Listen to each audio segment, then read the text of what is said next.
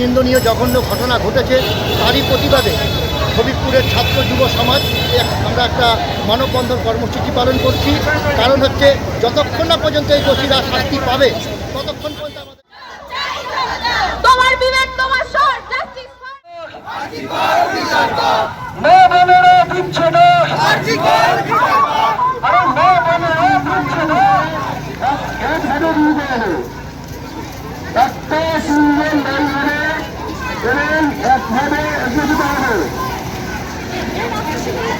আমাদের আমাদের নারীটি একেবারে ছিন্নভিন্ন হয়ে গেছে।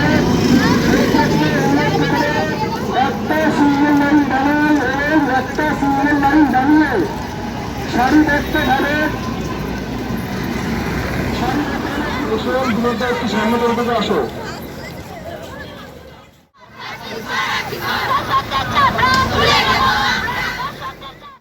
ঘটনাটা হয়েছিল তার প্রতিবাদে এই মিছিলটা। আমরা বিচার চাই, প্রশাসন নীরব, আমরা প্রশাসনের বিরুদ্ধে সেজন্য বেরিয়েছি।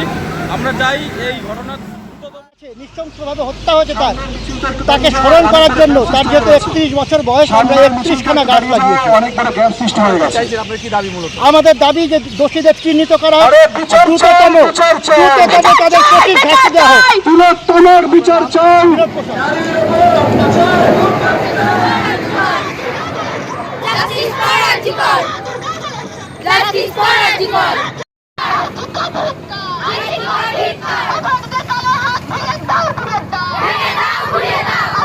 মানুষ বাঁচে যেখানে